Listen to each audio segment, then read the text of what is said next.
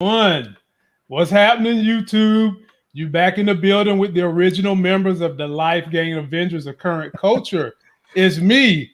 It's that living legend, Larry. And Larry, my brother, on a Friday night. How you doing? I'm doing all right, man. I am currently in the process. I had to stop watching it to come do the show. I'm currently in the process of watching Without Remorse or No Remorse. I think whichever one it's called. And so far it is a fun movie and also absolutely poorly written and ridiculous with the dialogue, but it is a fun movie so far. Yeah, I saw it last night, and even with everything Larry said being true, I still gave the movie a 7. Right. I gave it a 7. I gave it a 7. So far it's fun. Yeah. Now, maybe me and Larry will do a review of that like offline, then we'll load it up or something. But they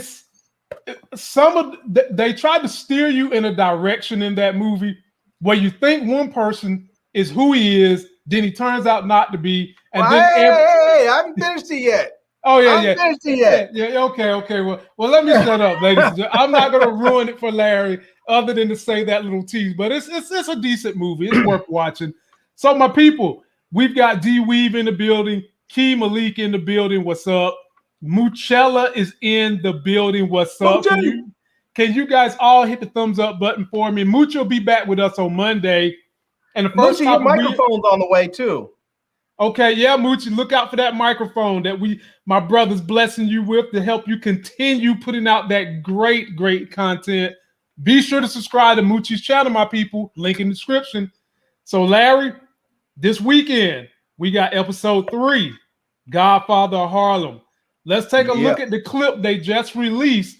Then we'll break down what we think is going to happen in this coming episode. Take a look. All right.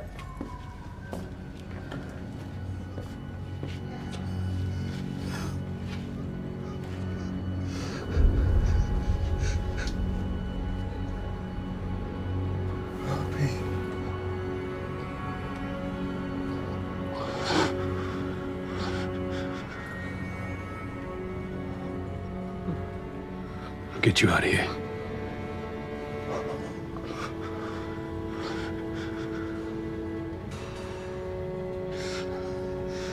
Stay strong.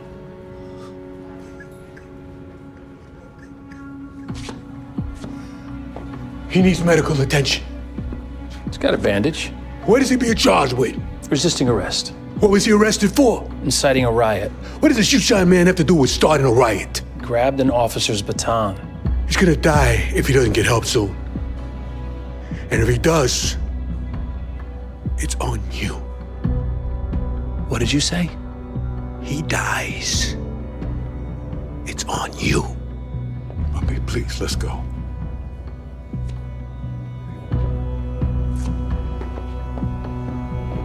I had no idea. You had no idea niggers get their asses kicked and thrown in jail for doing nothing? Cops up in Sugar Hill don't do that, huh?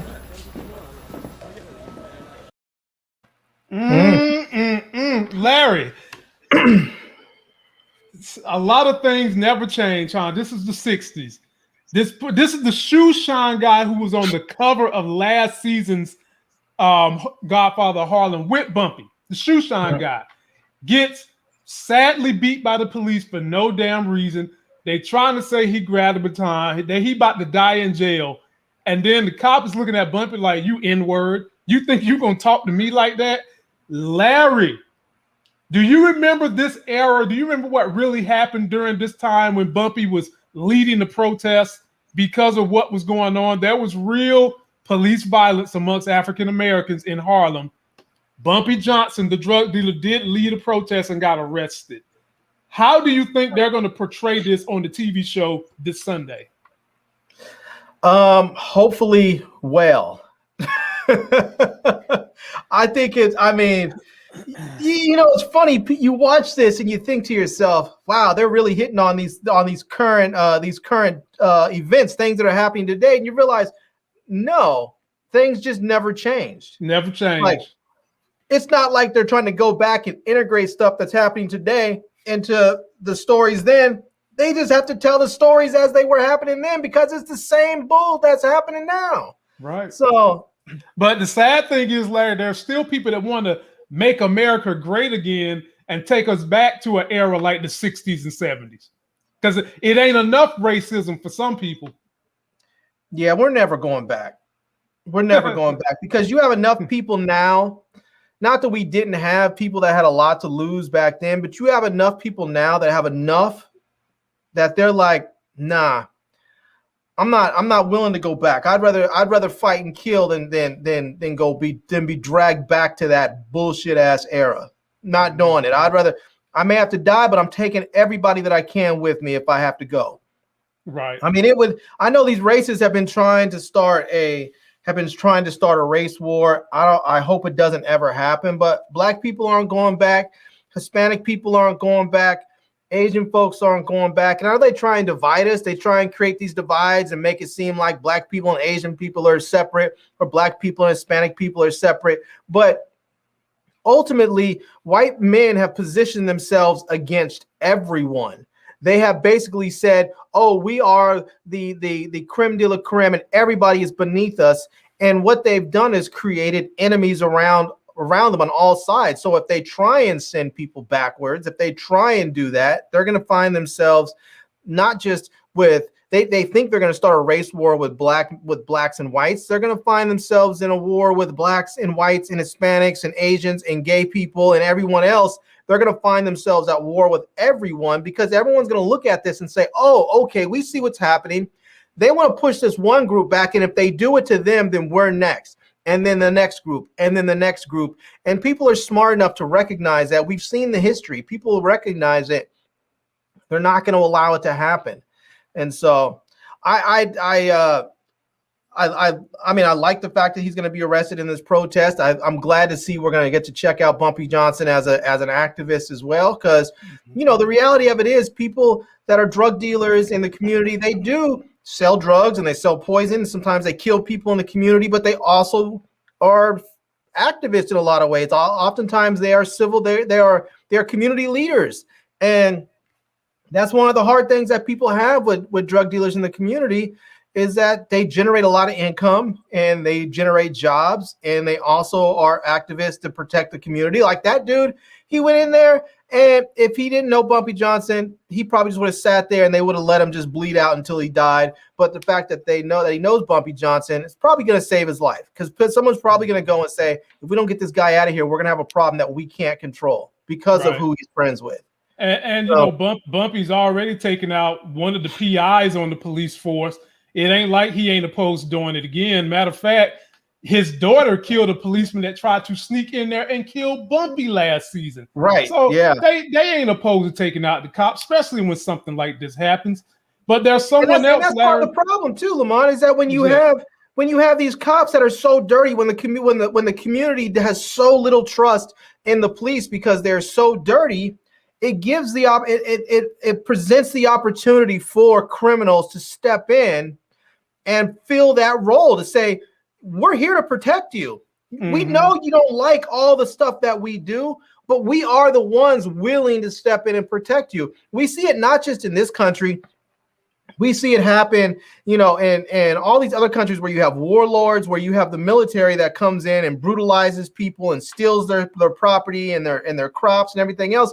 And you have warlords that come in and they step up and they protect the communities that they're in. And people are like, well, I don't like our community being, you know, ruled by a warlord. But when the military comes to steal my stuff, when the government comes to steal my stuff and brutalize my family and rape our wives and our daughters, it's the warlords that come in and fight them back. It's the same thing in this country when you have gangs where they're just like, we're not going to let the police come in here and brutalize us, and they fight back. Gotcha. You know, it's. Let me ask you about this character, Larry. Is she going to catch that body this particular episode coming up? Because we've seen her in the trailer reviews with the gun, and she's putting heat on Ernie. Is this going to be the episode she's going to catch a body for vengeance for Teddy? I think she is, but maybe not. And here's, you know, I thought about this because my original thought was she's going to kill that guy that killed her man, right? Mm-hmm. Like that she knows that the dude was in Florida. I think he's probably going to be coming back. Mm-hmm. And I was thinking, oh, she's going to kill him and get revenge. But the more I thought about it, the more I'm thinking, I don't think she is. I think she might be in that situation where she could. I actually think it's going to be Ernie that does it. Because I think Ernie actually still loves her and would still pretty much do anything for her. And I think in that same mindset where he'll do anything for her, I think he would actually kill that guy. And I think it's going to cause a problem because he's going to end up killing the guy for Stella. And then I think that guy's a made dude, which is going to probably be a problem for Ernie. And I think then Chin's going to have to protect Ernie because it's his guy. But the families are going to expect Chin to turn him over because he's going to be like, he killed a made dude. He didn't get permission. He can't operate that way. But then all of a sudden, it's like Stella might be like, this dude loves me. He loves me so much that he tried to warn me first and tell me that they were going to kill my man because he loved me that much. Didn't work out. They still killed him. But now he basically has avenged that dude's death for me. I mean, I think that's what's going to happen. I think Stella's going to realize this dude really may be a piece of crap in every other aspect of his life, but he really does love me. And I think maybe she'll want to be with him. And that's going to cause a problem for Chin, because although Chin would like them to be together after Ernie kills that made dude, I think it's going to be a problem. Yeah, I think she's going to take advantage of Ernie's love for her because Ernie's still weak for the panty draws. I mean, he's so weak his knees is buckling under the weight of her underwear, and she is going to use that to her advantage. And ultimately, we both think that somehow way she's going to hurt her father's organization with all the dastardly things he's done to all these boys that she has loved. So I can't wait, ladies and gentlemen. Don't you think that would do it if one of Chin's men, being Ernie, killed a made guy? I think she's going to do more. I think she's going to want to do more, Larry. I mean, she's at a place right now where she's not healed. She loved Teddy, and she's made good with the mom, which was something that I thought would be the process of her beginning to heal. But she's still in pain. And she's going to take that pain out on everybody that gets in her way. And I think she's going to do more to scar that daddy. That ain't going to be enough. Ultimately, I think she's going to help Bumpy somehow, some way, ultimately. Right. That's what's going to happen. So, all right, people, leave us your comments. We will go live with our review of Godfather of Harlem on Monday with the Mooch, y'all's favorite person who comes on this channel always from the Harlem, Moochie herself. There you go. Okay, shout out to Tim Windsor in the building. And Tim Windsor, Buzz, and Carbro, Ralph, who always shows love. Strictly Starlight in the building. Let me see who else we got in here. Steve in the building. Everybody's here to show us some love. We're grateful. We appreciate it. Thank you for checking us out. Strictly Starlight from across the pond. Exactly. And love her. She's on all of our channels, man, and we're grateful to you. Keep spreading us across that pond. Spread us, man. Make us grow like wildfire over there. She must be a night owl because it's like it's. I think they're 5 hours ahead over there. So, and we got to be very entertaining because hell, you don't turn on something when it's nighttime unless you want to be either entertained or put to sleep. And I don't think we putting nobody to sleep. So, ladies and gentlemen, an interview was done with the writer for Falcon Winter Soldier because a lot of things people felt like had been left out of the finale. So he was grilled. And as soon as we get ready to talk about Falcon and Winter Soldier, look, it's like the dude has a homing beacon on my microphone. The minute Falcon Winter Soldier comes out of my mouth, I get.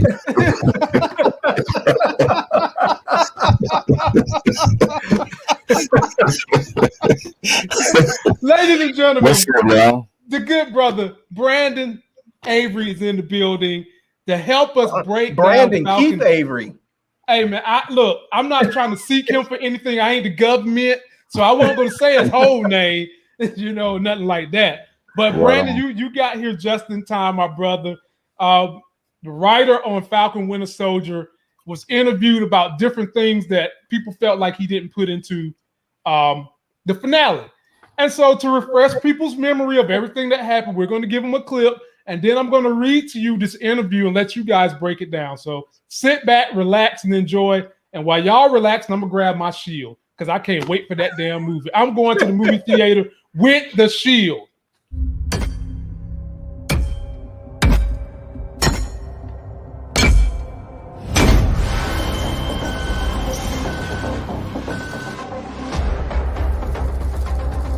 Symbols are nothing without the women and men that give them meaning.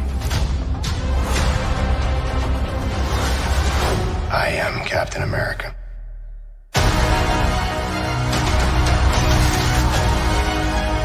I know what we have to do. A word of advice, then. Stay the hell out of my way. We bled for this country. Shield or no shield, I'm not gonna let anybody tell me I can't fight for it.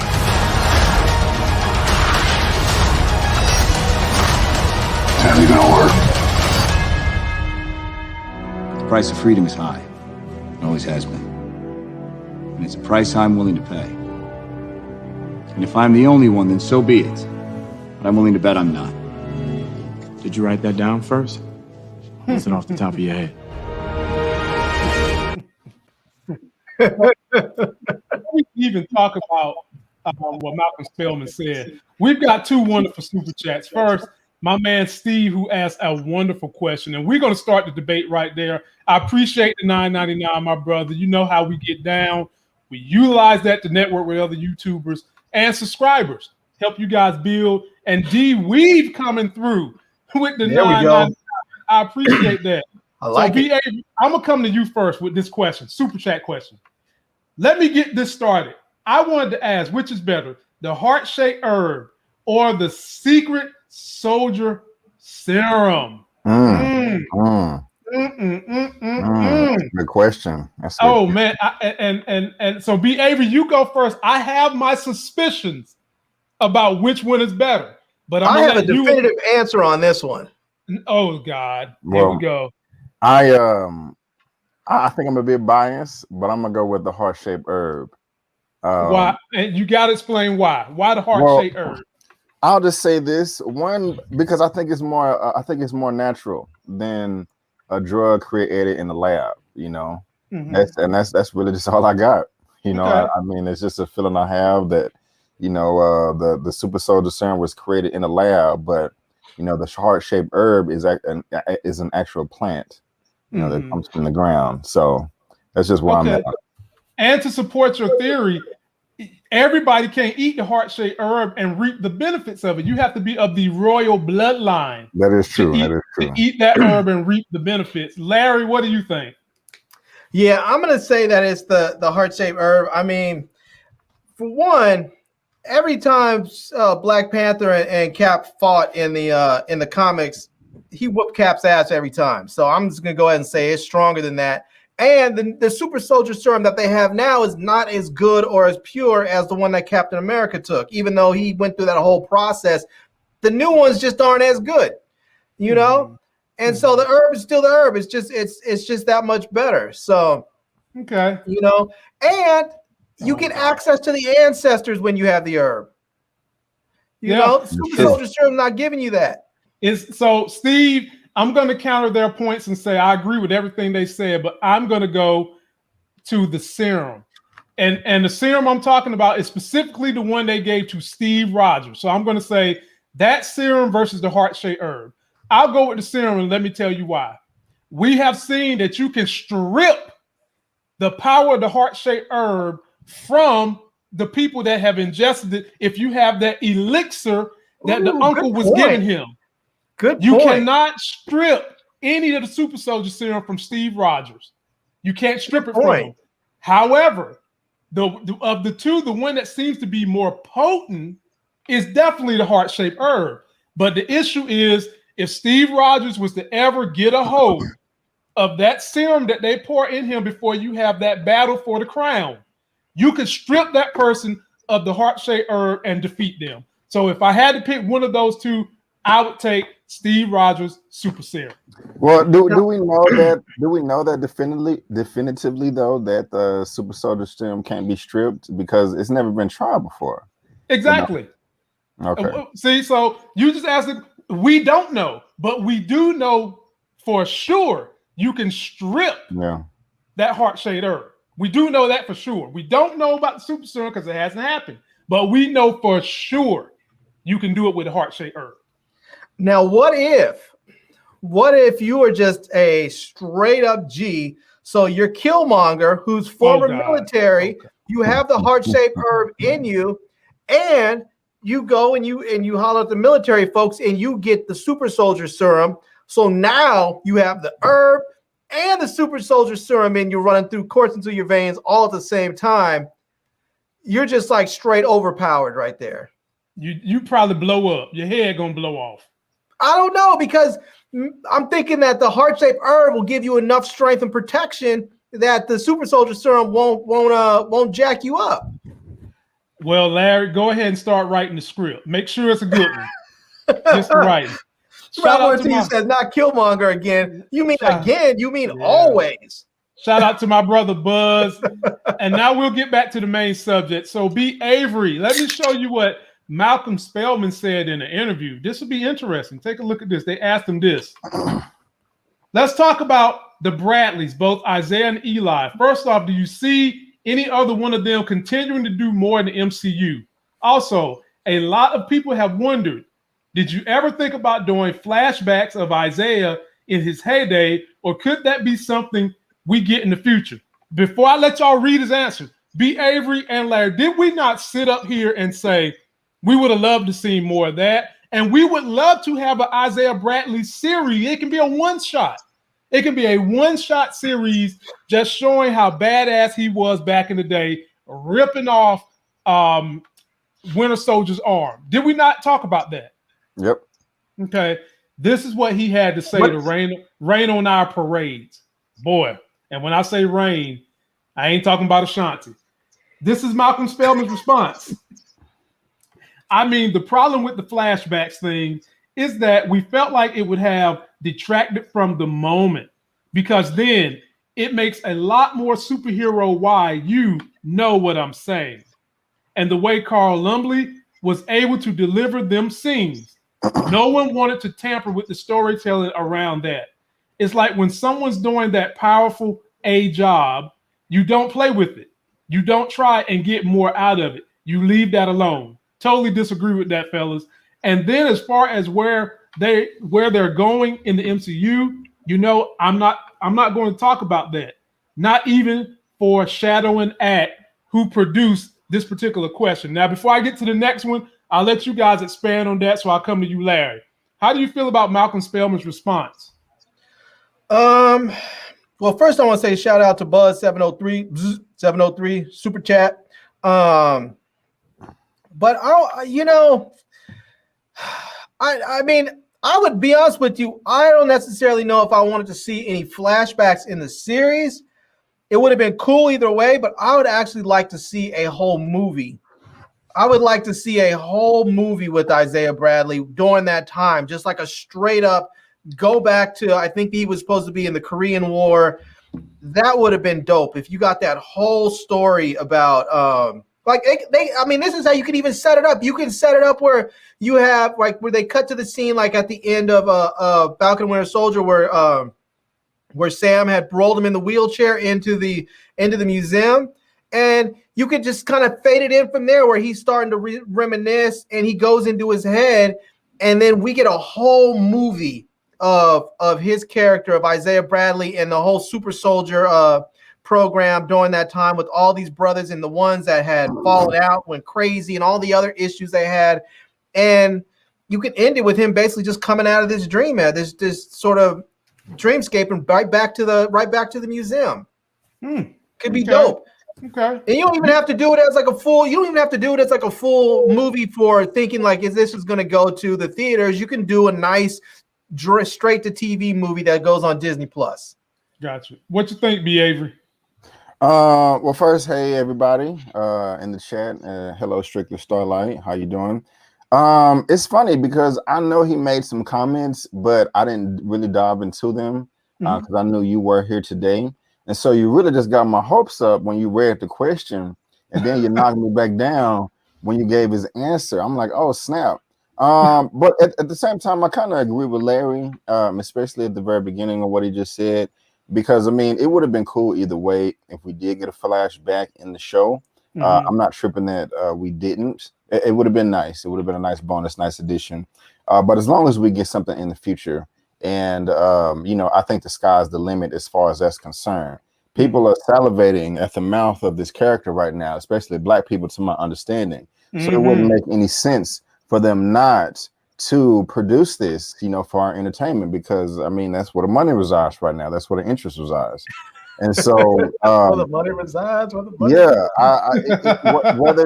whether it was a movie like Larry said, or one shot or one short, like you said, Lamont, or a combination, or a show, or whatever, you know, right. or a scene. I mean, there's no reason why they wouldn't be able to do this in the future. I mean, it just, you already have the pieces there. This is what people want. Just take our money, you know. Right. So, you know what they could do is, if they did a second season of Falcon and Winter Soldier, just dedicate one episode to Isaiah Bradley's, you know, like a straight flashback. Yeah. What's going on, Moochie? How you doing? But yeah, you can do that. And I mean, it ties into the Winter Soldier as well. I mean, if you do that flashback, you're giving the Winter Soldier shine too. And I want to see that as well. You know, like, I think I was also reading something where they said the Winter Soldier will no longer, like you were saying last week, Larry, like the Winter Soldier will no longer be called the Winter Soldier. And so, I mean, that's cool and it makes sense as far as his character growth. But at the same time, I still want to see more Winter Soldier stuff in the past, because we only really got to see him in one film to where he was a badass, and that was in 2014 with his titular debut, Captain America: The Winter Soldier. So the sky's the limit. If they don't do this, it would be a sin, it would be a crime, and it would be stupid. You know, like, why would you not give us what we want, what we're willing to pay for, that you already have built up in the first place? So right. Minette Davis just sort of came through with the comic book nerd status right here. She said, in 2014, Captain America Volume 7, number 21, Cap lost his powers after the villain Iron Nail stabbed him with a dart that neutralized the super soldier serum and caused Cap to rapidly turn into an old man. Yeah, man. I saw that. Sources. I saw that. I was going to mention that, but you ain't give me time to get to her, Tressa C, or William Lawrence. Thank you all. Appreciate it, William. I appreciate Tressa C. We did not talk about the draft because, the Miami Dolphins actually won the draft with the guy we got tonight, and we will be in the playoffs. So I didn't really talk about that. So, but, thank you for coming through anyway, Tressa C. Keep us informed. Did you say Dolphins and playoffs in the same sentence? Dolphins in the playoffs, baby. We're going to playoffs. But I agree with both you fellas on your points. And my thing with the guy that played Isaiah Bradley did a hell of a job. And Avery, before you got up here, we was talking about a show that's on that takes place in the 60s called Godfather of Harlem. And on that show, you have a crime boss who was also a social activist. He rubbed elbows with politicians, Malcolm X, blah, blah, blah. You could take a real, true, secret American hero like Isaiah Bradley and have him cross seas hanging out with Muhammad Ali when he was like, I ain't fighting the Viet Congs and all that stuff. You could tie history into this thing because of when he was Captain America, when he had that super soldier serum, and make a good series and use the same guy that's playing Isaiah Bradley, older version, use him as the older version, maybe telling the story. And then you can tie it into, because we do know that Red Skull was living during that era. So he could even get into it with Red Skull and come back and be able to have some secrets that he know on Red Skull that they can use right now. There are so many things they could do with that. So yeah, I think that it would be a crime to not have him and not continue to hit buttons with the racial issues and why he became so chafed in believing in that shield. You know, you want to see the pain and agony he went through, as well as his triumph. So give it to us, Marvel. Yep. But let me read you guys the rest of what Malcolm Spellman had to say. Here we go. All right. So now let's talk about me and Larry's girl, Carly. So Carly, was there any possibility in letting Sam possibly save her, take her under his wing, or were there any plans to have them in any alternative way in the story that could have gone? So before we even finish, me and Larry said, B. Avery, that we felt chemistry between those two. Mm-hmm. We felt a love chemistry. At first, I fought Larry's crazy ass idea, but in the last episode, I fully embraced it. I mean, you could just see the way he was holding this girl, looking her deeply into her eyes. He didn't want to fight her. He did everything he could not to show aggression to this girl. Sam has a connection with her. And I think deep down on the inside, she had a connection to him too. So let me finish reading what they said. Here we go. We were super clear on where it needed to go. But I was getting emails from friends and other filmmakers like, please redeem her. Please bring her back. Uh-oh. And that was the goal, was for all these antagonists to not only believe that they were heroes, but have a code that they operated by, which B. Avery kept right on saying because he kept talking about Zemo's code. All right? Operated by that the audience would like. Man, I understand them. It creates a more compelling story. And we knew for Sam to become Cap, it needed to be meaty. And the more heartbreaking Carly's death is in his journey to becoming Cap, the more it adds to that moment of Sam taking the mantle. So from the beginning, we imagined him landing, holding this woman who probably wasn't that different than the shit him and his sister talked about at the dinner table. Damn. Oh, B. Avery, you get this one first. Now, I see a reckoning that they could have done. They could have kept this girl alive, trained her up, and done more with her character. Me and Larry like the girl, but B. Avery, what are your thoughts on it? I have to be honest. We was teasing Larry because, when he did say the romance thing at first, I was like, "What the hell are you talking about?" No. I don't know why everybody doubts my wisdom. I don't know why everybody keeps doubting my wisdom. after the season finale, I'm still not 100% on board with it, but it seemed more likely that could happen, that could go down. So, I'm not mad at you for pointing that out. Mm-hmm. As far as redeeming Carly, though, they would have had to change a lot because you can't be blowing up people in buildings and try to redeem her. I'm cool with it. I was going to say, B. Avery, let me intervene now. I'm not trying to make this difficult on you, but we've seen the MCU do this with other characters, and they're getting ready to have a whole dedicated series to a character that they, for whatever the reason, keep letting him get away, and he's tried to take cubes. He's tried to take over the Earth, and I'm talking about Loki. Mm-hmm. Well, Earth never tried to kill his dad. Yeah, Earth never forgave Loki though. Only Thor and Asgard, Mm-hmm. So Earth not checking for Loki still. If my memory serves me correctly. And to your point, Larry, I don't think Wanda hurt anybody on purpose. If I remember everything correctly, when she was crazy, but when she realized her way, she did try to let everybody out of the her little reality. She didn't just blow people up out of cold blood. And Carly did.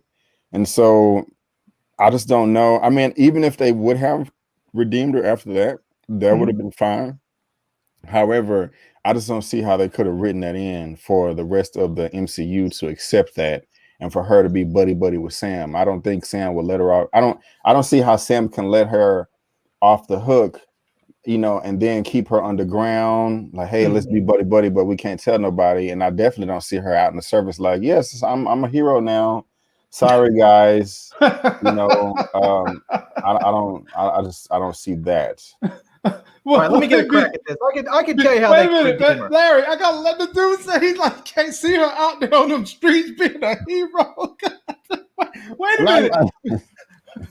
God, B. Avery, wait a minute, man. You thought you were just gonna slide that on in the home plate? Wait a minute, B. Avery. check this out. In the series, she did go toe to toe with fake ass Captain America when he went crazy. Now, granted, he went crazy because of her setting the dominoes in place. It was her fault that he even went where he went at.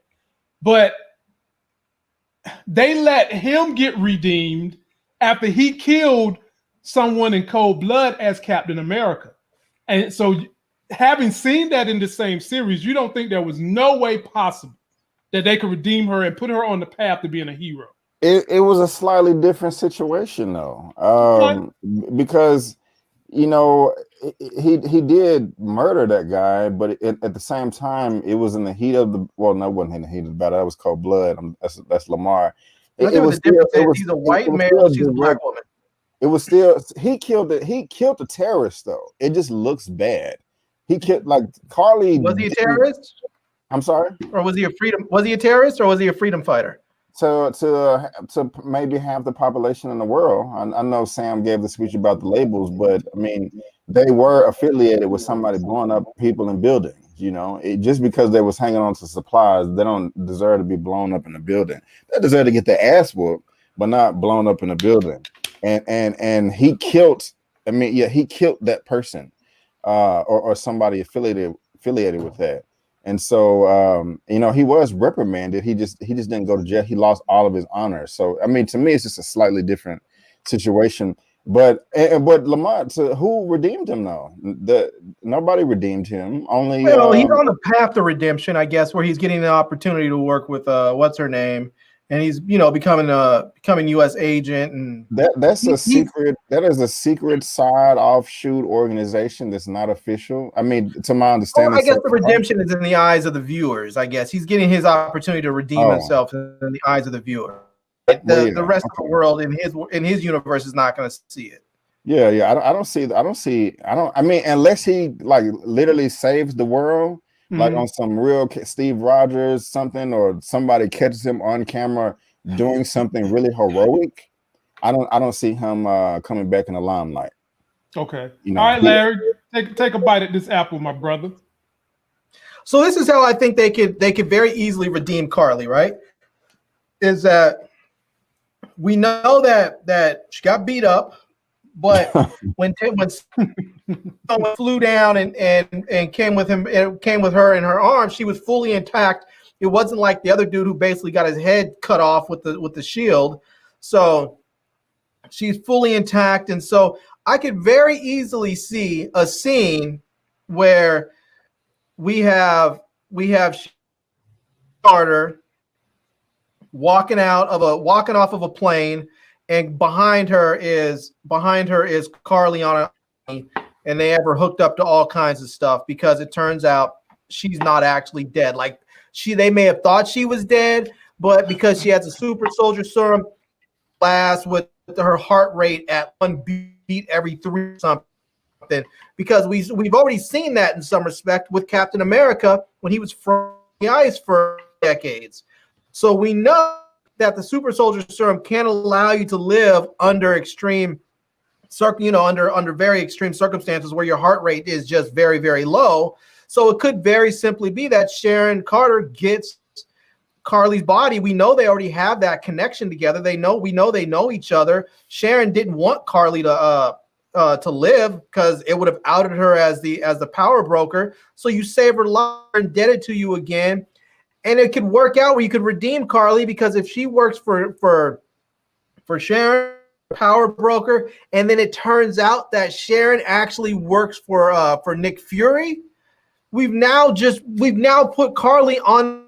She's working for, we may think that at first because she's working for the power broker, but if the power broker is actually a good guy working for Nick Fury, they're both redeemed.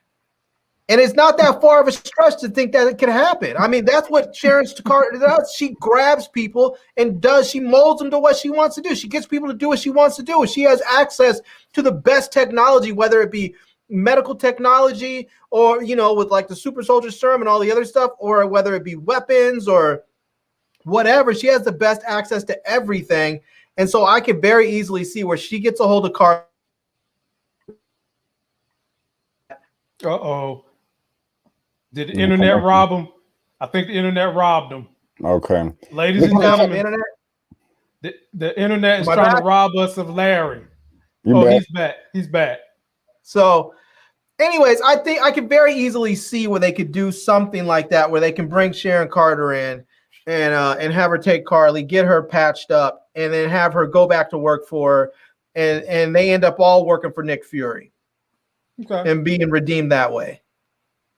Can I address something that was we talked about last week too that I just have to get off my chest? Yeah, go. No, man, that was last week. We don't go backwards. No, I'm just messing with you. I know.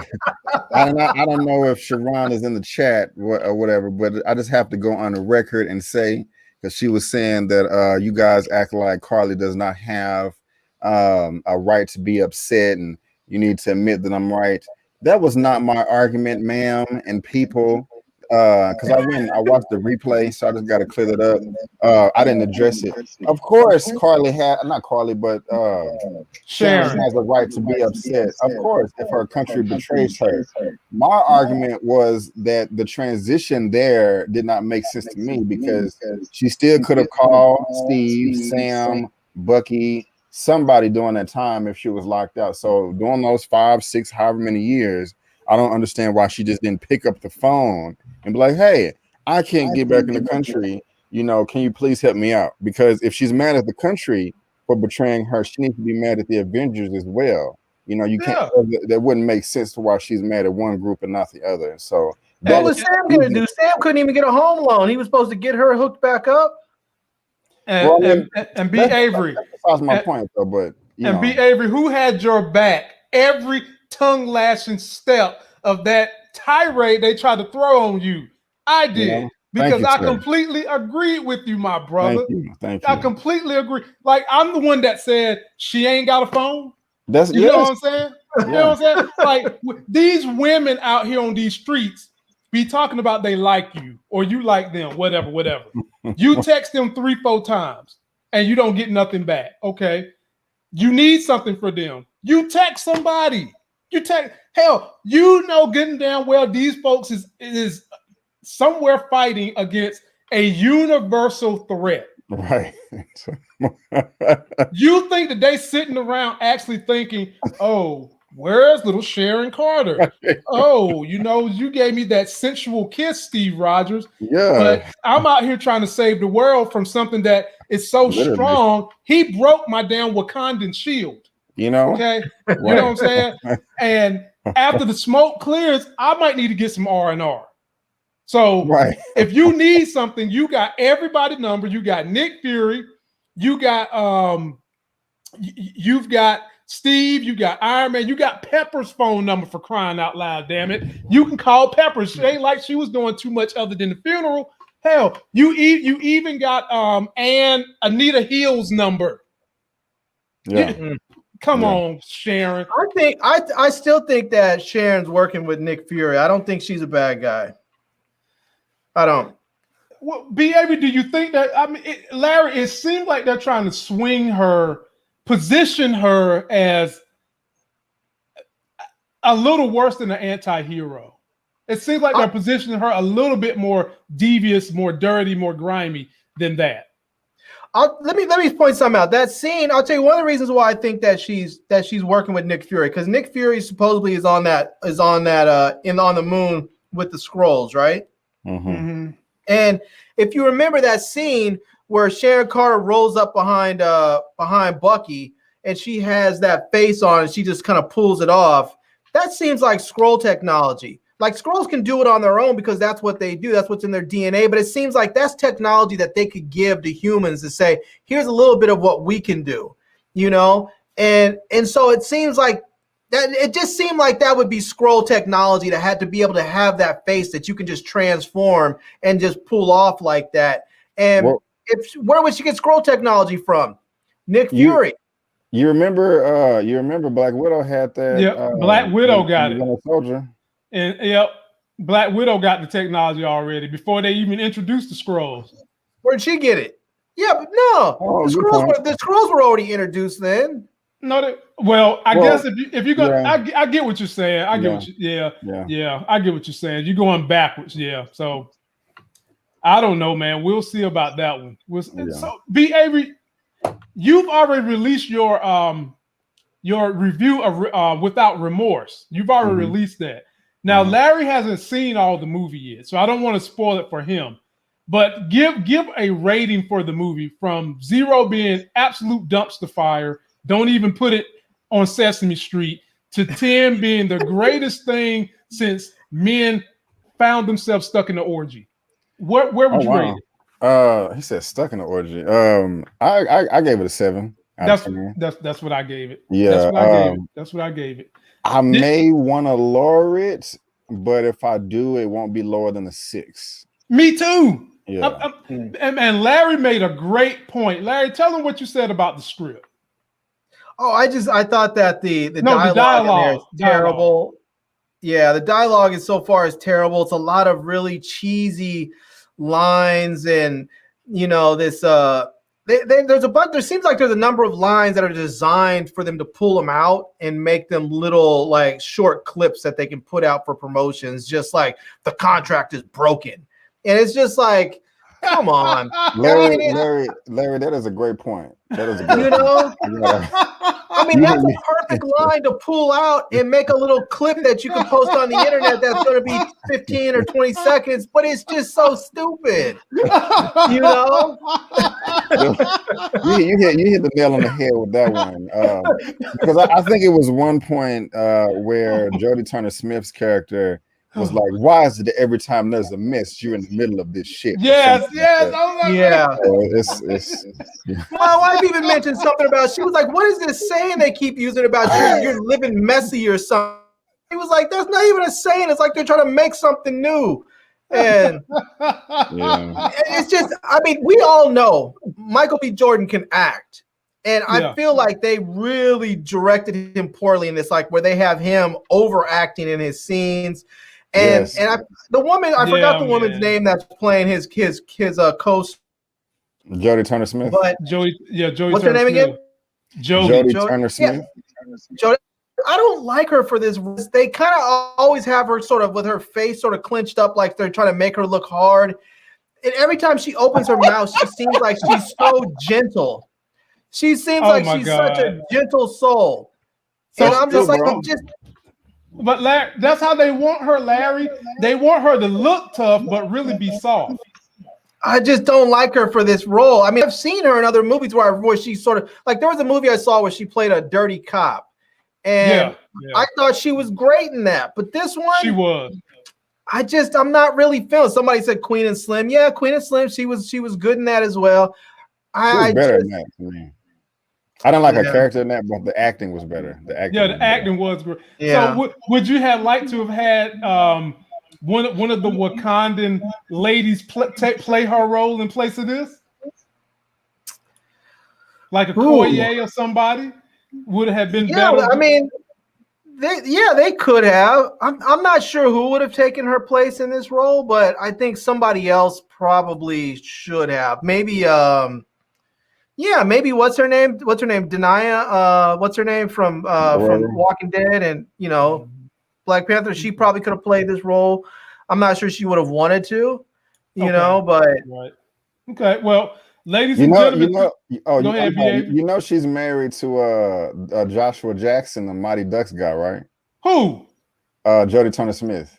No, I did not know that. Yeah. Get the hell out of here. I'm gonna see if I can try to share my screen with y'all real quick because I want to show the picture. But the one of the main Mighty Ducks guys. Let me see if I can do this real quick. Okay. Share. Okay. Is there a button you can click? Yeah, I got you. Yeah, this guy right here. Oh, that's her husband. Or whatever. So just FYI. Okay. I thought I'd throw that out there. I could have not known that. I'm sorry. Well, I don't mean to upset you. Yeah, I'm not upset. Just added nothing to me. I could have not known that. I got you. He also played in Dawson's Creek. We've got people that know these folks. My homegirl Strictly Starlight from the UK. She know things. Mm-hmm. So, folks, we're going to be on B. Avery's channel tomorrow to discuss Invincible, the finale.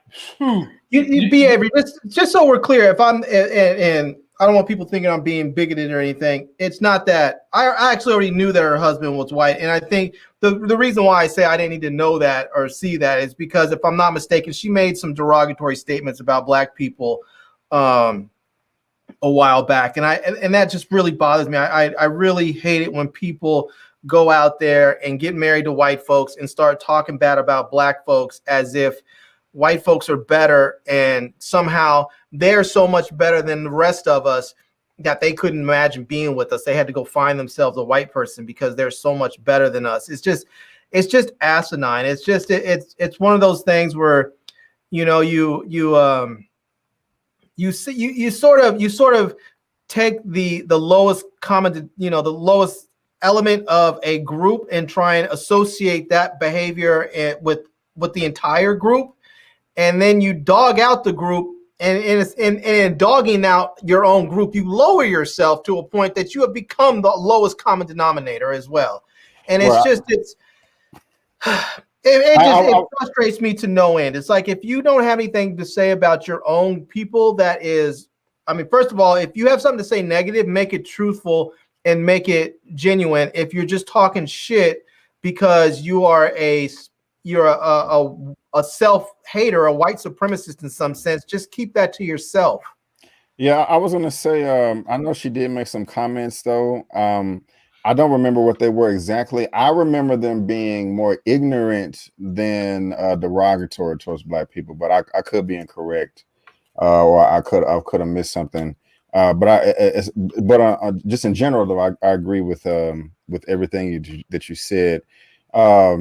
But yeah, she was the weakest link in the movie to me, except for maybe one of her action scenes. It was pretty cool, but she just didn't fit the role, unfortunately. No. And in real life, there's no, to my understanding, you know, I'm not like an expert on the military and all the branches and stuff, but to my understanding, there's never been a female Navy SEAL before. So I don't know how Navy SEALs feel about that. I'm curious. I'm sure they ain't thrilled about it. Yeah. You know, and like you were saying, Michael B. Jordan can act, but he's knocked it out the park with like everything he's been in, but this was his weakest performance to me. This was very weak. I mean, he felt like someone who stepped off a soap opera and then got into a movie. That's what it felt like. Yeah. You know what it is? I really think that, and I I don't want to blame Michael B. Jordan for this one entirely. Shout out, Feel More Pockets. I appreciate you filling our pockets. You know how we get down. Still love that name, man. That's one of the best screen names right there. Brother, Feel More Pockets. Yeah. I forgot what I was gonna say, man. Good. I did my job. Damn. I finally got something right. About time. Moving right along. I know. He'll be able to believe me. He will remember, and when he remembers it, we'll all know about it. I do. I'm trying to remember it right now. So wait.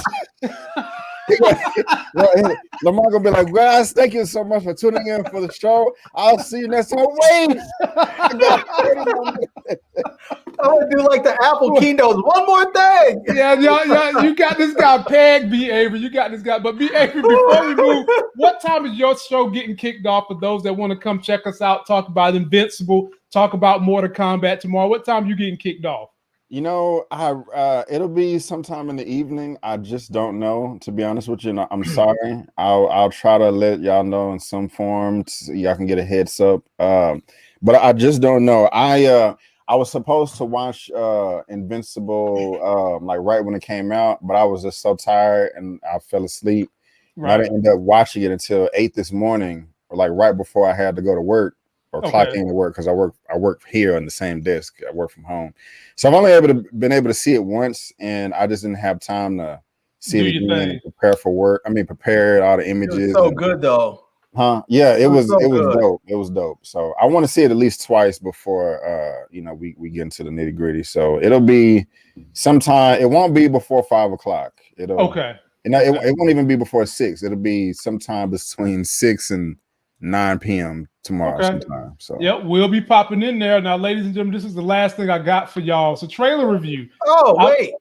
Damn it. I knew he was gonna remember. I knew it. I knew it. I just wanted to say I didn't want to blame Michael B. Jordan entirely for that performance because I feel like it was poor direction. I don't think it was just bad acting. I think that he was directed to act that way because it seemed so intentional. Like all the extra emotion and all the extra emoting and just the overacting. It was like he was like that scene when he was in the when he was in jail and his co-star came to visit him and he was in the orange jumpsuit and you could see his chin all clenched up, his jaw, and he was up there talking and he's all extra and whatever. And it was like it was almost like he delivered it properly. And then the director was like, give us more. Can you make it bigger? Can you do more intensity? More intensity, intensity, intensity. And then it just got to the point of absurdity. And so we should have known. We should have known that if they had Lauren London in the movie, that if something was gonna suck. You know, I mean, I'm just keeping that thing real. Hey man, I mean, y'all want me? Y'all like when we go 100? We just keep it 100. I mean, she's great to look at, but not acting. I mean, that's not a secret. So maybe Lauren, if you're watching Lauren, I'll still interview you now because I can probe you on where your acting acumen. But if you see her name on the roll or something, just know that something is not going to be all that great. So anyway, put her on the Shy. Who you going to get rid of off the Shy? New chick. She could be Emmett's new chick or something. Emmett usually needs 2 chicks and he only has 1 right now. Well, that one he got is enough. But he might get Keisha back because Keisha and him are always hanging. So we'll see. All right, we'll see. Ladies and gentlemen, I asked the fellas about seeing this movie. It comes out on my birthday, which is next Friday. And everybody in our little mail chat said, hell no, they're not going to try to see this. This stars Jason Statham. It's called Wrath of Man. Let's take a look at the trailer so I can try to convince these brothers to go see one of my top flight action heroes in Jason Statham. Here we go. What is there not to see about this? What? Can I please jump in? Yeah, take it. I was watching this and I'm like, what the hell is wrong with your friends? Why don't they want to see this? This looks amazing to me. No, y'all are the friends. Y'all are the friends. I put this in our chat and you and email was like, nah, I ain't seeing it. And I was like, well, damn. What are you talking about?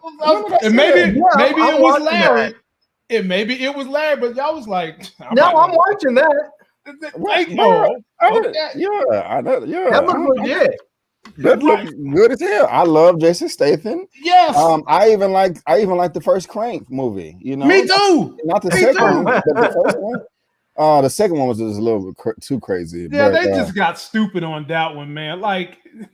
Yeah, but Jason Statham, I'm a big fan of. Me too. All the way around. I mean, we've seen movies like this before, but I don't care. You know, like I just want to see somebody get their ass kicked. Exactly. You know, you got Man on Fire, Wrath of Man. You know, I mean, you go, look, it's fine. Just you can have the same elements. Just give me a slightly different story. Excuse me, I'm good. So I'm on board with this 100%. Thank you. Thank you. You know. That was my first time seeing the trailer too. So yeah, that's the first time I saw that trailer. It looks pretty good. I'm probably gonna watch it. See how I deliver y'all the goodies. See, B. Avery, have you watched Nobody? I haven't, man. I'm behind on that. I want to watch it. I heard it's good. Have you seen it, Lamont? I haven't watched it, so I'm kind of curious to know if it's worth watching. So I've heard it's good. I've heard good things. But what'd you say, Lamont? What'd you say, Lamont? I haven't seen it yet, but I've heard good about it too. Yeah. But about this trailer, it looks good. It looks cold-blooded. I like the way he's walking around, just shooting people unapologetically. You know, because you get revenge for a son. That makes sense. Any father would do that, especially if they can fight. So. Yeah, my expectations is I want a good plot, but it can be simple. Just give me some good ass kicking action scenes, and I'm good to go. Call it a day. Exactly. On that. Exactly. And this is going to sound like very, very minute to y'all, but it's big to me. When you have a big action hero, I enjoy seeing how he takes punishment as much as he dishes it out. Because you have some people that get beat up and they sound wimpy and shit, and you're just like, dude, you're an action hero. Jason Statham is the type of dude, when he gets punched, he sounds like a man taking a punch. It ain't none of this foo-foo. I walk around with toy poodles and shit when I get beat up. He sounds like a grown man. He's like, "Arr," you know what I'm saying? I like the way he takes a punch too. So yeah, man, I'm about this life. And it's on my birthday. Normally, Marvel for the last decade, Marvel has always released something around May 7th, around my birthday. So that would normally be my birthday movie, whatever, we're going to go do something. But since we're not getting that this year, it's got to be Jason Statham. Who's not a fan of The Transporter? Huh? Right. Crank. Right. Huh? The movie he just did with The Rock 2 years ago. Come on. Hodge and Dobbs or something like that? Yep. Yeah, that was good. That was over the top too, but you know what? I enjoyed it. I couldn't get on that one. You know, the reason why I like those ones being over the top is because they're so over the top. I don't like movies that try and like halfway over the top it, where they try and make you sort of believe it. I like the ones that are so ridiculous that you're like, there's no way in hell, but it's still fun to watch. Larry, you know? and that one was very ridiculous, Larry. That was ridiculous. B. Average like couldn't do it. Huh? I couldn't do that one. I was mad. Say I'm sharing my screen again, man. Okay. Look at my thumbnail for that review at the top of the page. The top. It was that bad. He didn't even bring out the bleach. I didn't bring out the bleach, but I had to. Yeah, I couldn't do that one. Oh my God, ladies and gentlemen, that is it for tonight, man. These dudes is nuts, man. This guy. So, what are you guys watching this week? Well, honestly, are y'all into the Bad Batch, the Star Wars show, the Bad Batch? I haven't seen it. I haven't seen it either. One of the new Disney Plus shows. I'll have to check it out. Is it good? It comes out next Friday. That's part of the Clone Wars, right? I don't know. I'm gonna start that tomorrow. Luckily they gave me access yesterday. It just popped up in my email, so I'm gonna start that. Also, Jupiter's Legacy. I like that. Good. When does that drop? That drops, I think, in another week or two. Wait, Jupiter? I think it's already out. It comes out in May. It comes out in May. Jupiter Legacy. Which one did I just watch? I don't know. But it's another superhero show. Of course, we're talking about events, but I gotta watch that again. It was something else I can't remember. But the DC dropped one Tuesday that I recommend you guys go watch. They dropped DC. I forgot. But I watched it on Tuesday. And it's pretty Society, good. World War II. That's right, Justice Society. And without giving you guys the whole story, because a lot of people haven't seen it yet, they do go through the multiverse of DC, and I'll leave it at that. Where did you watch it? Because I can't seem to find it. Huh? Where'd you get it? What?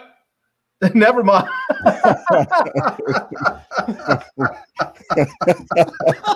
Say, also, if y'all can check out Yasuke on Netflix, that the Black Samurai with Lakeith Stanfield. Oh, that's out too? Yeah. Okay, B. Avery.